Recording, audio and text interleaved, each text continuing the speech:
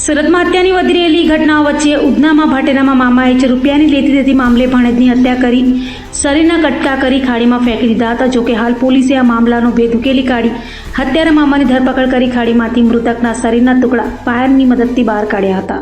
સુરત શહેરમાં હત્યાનો સિલસિલો યથાવત હોય તેમ સુરત શહેરના ઉધનામાં મામાએ ભાણેજની હત્યા કરી હતી. ભાટેના અમરનગરમાં મામા ભાણેજ રહેતા હતા અને રૂપિયા મામલે બંને વચ્ચે ઝઘડો થયો હતો, જેને લઈ મામા મોહમ્મદ ઇફ્તેખારે ભાણેજ અમીર આલમ પર તીક્ષ્ણ હત્યાથી હુમલો કર્યો હતો. 25 વર્ષીય ભાણેજ અમીર આલમની હત્યા કરી મામાએ લાશના કટકા કરી ખાડીમાં ફેંકી દીધા હતા. તો ભાણેજ અમીર આલમ 3 દિવસથી ઘરે નહીં આવતા પરિવારે ઉધના પોલીસમાં ગુમની ફરિયાદ નોંધાવી હતી, જેને લઈ પોલીસને મામા પર શંકા જતા સમગ્ર મામલો બહાર આવ્યો હતો. હાલ પોલીસે મામા મોહમ્મદ ઇફ્તેખારની ધરપકડ કરી ફાયરના જવાનોને સાથે રાખી ખાડીમાં મૃતક અમીર આલમ શરીરના કટકા બહાર કાઢ્યા હતા. ઉધના પોલીસ સ્ટેશન વિસ્તારમાં જે બાકીના બ્રિજ છે એની પાસે જે વ્યક્તિ રહે છે મોહમ્મદ આમિર આલમ રહે એજન્ટ, જેમની ઉંમર છે આશરે 26ની આસપાસ.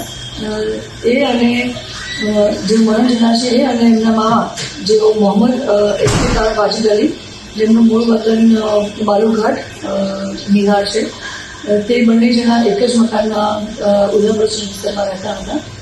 વર્ષોથી 10 વર્ષથી 8-10 વર્ષથી તેઓ બંને પોતે સાથે જ બિઝનેસ કરતા હતા, જેમાં ખાતાનું એમનું કામ ચાલતું હતું, જેમાં દુપટ્ટા બનાવવા, લેગિંગ્સ બનાવી આ બંને જણા ભાગીદારીમાં કામ કરતા હતા. બંને વચ્ચે ફાઇનાન્શિયલી મજબૂત થતા જે આરોપી છે મોહમ્મદ ઇફ્તેખાર વાજીદ અલી, જેઓ એમના મરણ જનારના મામા થાય છે, એમણે કીધું કે મને તું મારો જે બાકીનો હિસાબ બાકી છે એ આપી દે અને જે ખાતાના મશીનો છે એ પણ મને અલગથી આપી દે, કારણ કે મારે અલગથી ધંધો પાણી કરવો છે. આપણે બંનેને અત્યારે ફાવતું નથી સાથે.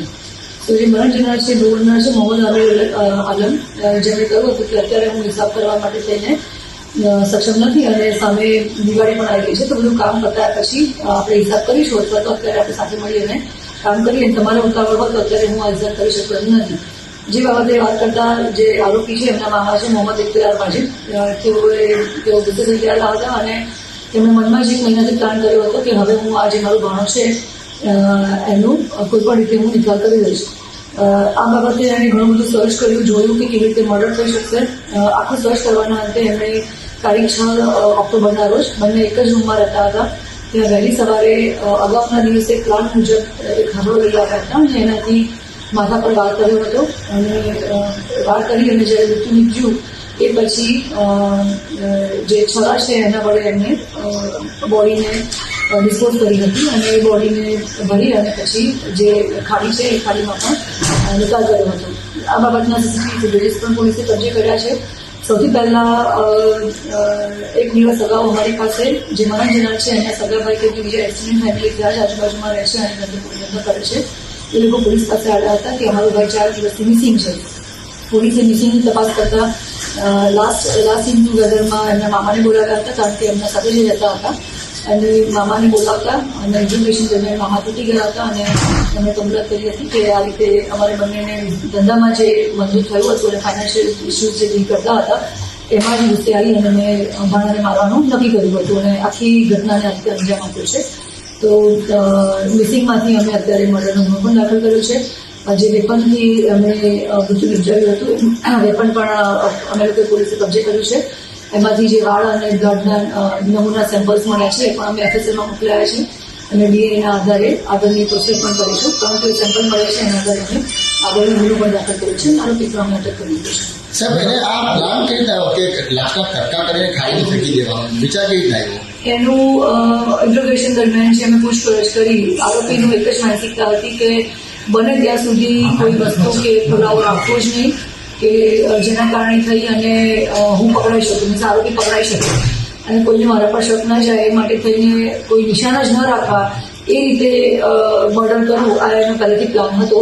અને પોતે સિત્તેરપૂર્વક બચી જાય અને પૈસા અને મશીનો પોતે વાપરી શકે, અથવા તો બધું વેચી અને પોતે વેતનમાં જઈને પણ એ પૈસાથી નવો ધંધો શરૂ કરી શકે અને પોતે પોલીસના ચોપડે કે પોલીસ પાસે પકડી ન શકે એવી એક માનસિકતા સાથે જેણે આખું કામ કર્યું હતું અને પ્લાન કર્યો હતો. સર, એવું મામાએ કહ્યું હતું કે પોલીસની લફડે મેં નહીં પડના ત્યારે જ પોલીસને સર્જાયો, કારણ કે ભાણેજ મિસિંગ હોય ને જ્યારે મામા આવશે ત્યારે મેં જે અગાઉ કીધું એમ જે મિસિંગ હતું અને મિસિંગના ઇન્ટ્રોગેશન મિસિંગ વખતે જે ઇન્વેસ્ટિગેશન પોલીસનું ચાલ્યું એમાં લાસ્ટ સીન ટુગેધર અને મામા સાથે આમ પણ મરણજીના રહેતા હતા, તો એનું ઇન્ટ્રોગેશન કરવું અને એમની પૂછપરછ કરવી ખૂબ જરૂરી હતી.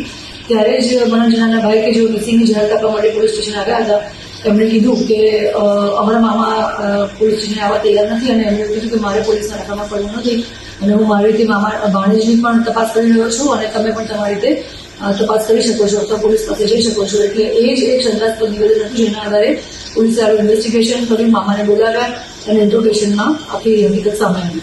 કેટલા કટકા કર્યા છે પ્રાથમિક રીતે સામે આવ્યું?